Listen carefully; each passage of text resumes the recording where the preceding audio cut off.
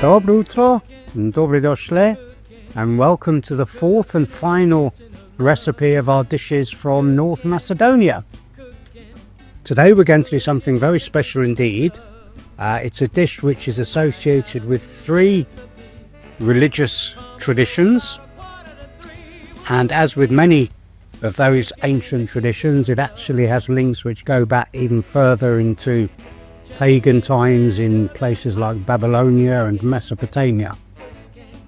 But its possibly most famous association is with an event which, according to Genesis, happened something like 4,000 years ago on the border between Turkey and Armenia on a dormant volcano. Can you guess? Well, if I tell you that the alternative name for this dish is Noah's pudding, that should give you a clue. And certainly the coming to rest of the Ark on Mount Ararat, on the border between Turkey and Armenia, was a good cause for celebration. But now it's actually been incorporated into at least three religions: Christianity, Judaism and Islam, and is used as a dish to celebrate things at various festivals at various times of the year. So, what do we need to make Ashure? Well, according to Noah's tradition, it was whatever he had left in the cupboard of the galley on his ark at the end of the voyage. And actually, that's pretty much what it is.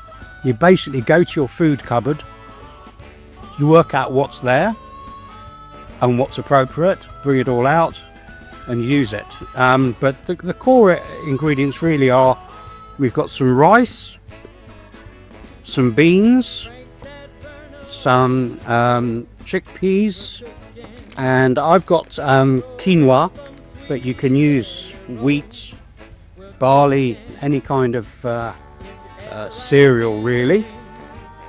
Sugar for sweetening, and then whatever dried fruits and nuts you've got available. So I've got some apricots and figs and dates, some raisins, some walnuts, some cashew nuts, some dried fruit, and then for flavour a little bit of orange. We're going to use a bit of the zest and a bit of juice, some nutmeg and some cinnamon. And then I'm also going to use a little bit of gelatin or jelly powder, but that's optional, entirely optional, up to you. So that's our selection. You could use other things as well. Let's see how we're going to incorporate that into Noah's pudding. Very simple equipment this week: a chopping board, a knife, a wooden spoon, a mixing bowl and a saucepan. So now we've got all our ingredients, we're going to mix them all up. So what I've got here is some cooked rice, some cooked quinoa, some cannelloni beans and some chickpeas. I'm going to put them all into my bowl.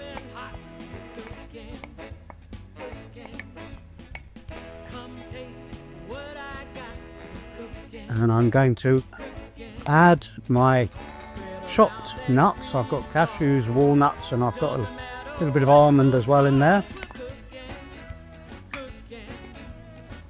My dates, my figs and my apricot.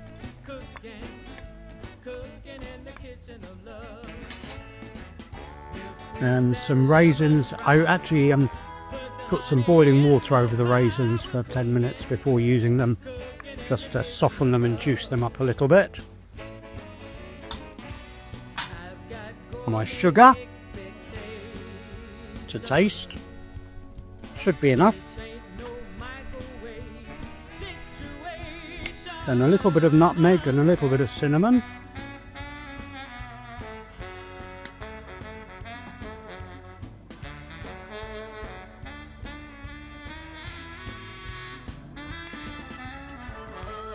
Then I'm going to add some juice from my orange. That's both for flavour and also to give the mixture a little bit of liquid which will help absorb the sugar. And also I'm going to add about a tablespoonful of jelly powder, if you have it, or a jelly cube would do. Don't need a lot, but a little bit will just help it to solidify. Mix all of that together.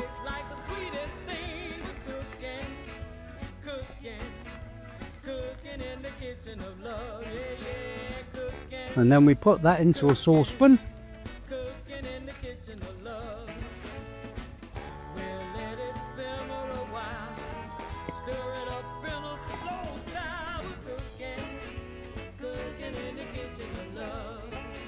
And then we're just going to warm that through for about 10 minutes on the hob, just so that the sugar melts and the gelatin melts into the mix.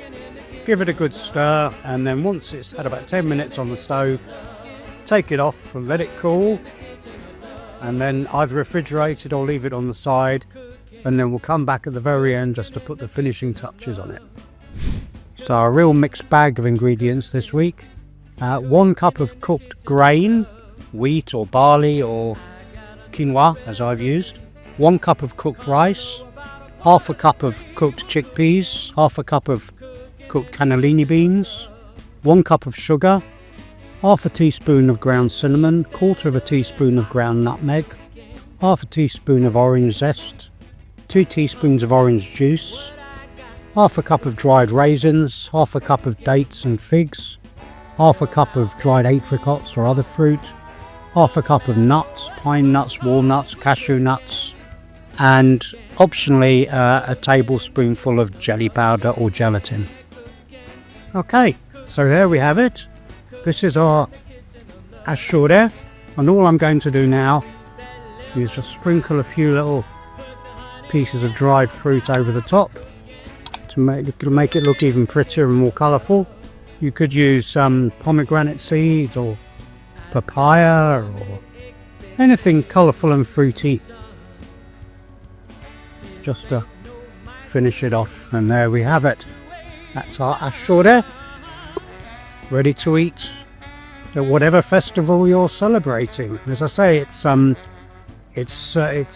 used in the Muslim calendar, where they celebrate Muharram, which is the first month of the year, and they're celebrating there, in fact, the release of the people from Egypt when the Red Sea was parted by Moses. So that's an interesting link. In the Jewish calendar, it's also celebrated as the festival of Tu B'Shvat, which is the New Year of the Trees, which occurs, well, this year was, I think, back end of January, hence all the nuts and fruits and things in it. The Muslim one this year was celebrated in July, and it's also, as I say, a Christian Christmas dish, particularly in Armenia, where it's eaten at Christmas and New Year. And in fact, when I was making this in the kitchen, I think it's the fruit and the cinnamon and the nuts and everything else, but it almost felt like making Christmas pudding, the English traditional Christmas pudding. Very similar. So there we are. Whatever you're celebrating, enjoy, and I'll join you because this is the last video of this calendar year if you're using the Roman calendar. If you're using the Orthodox calendar or the Jewish or the Muslim calendar, it's not, but it's still a good cause for celebration. So as we say goodbye to 2024, I wish you all the best and good health in 2025. See you next year. Cheers.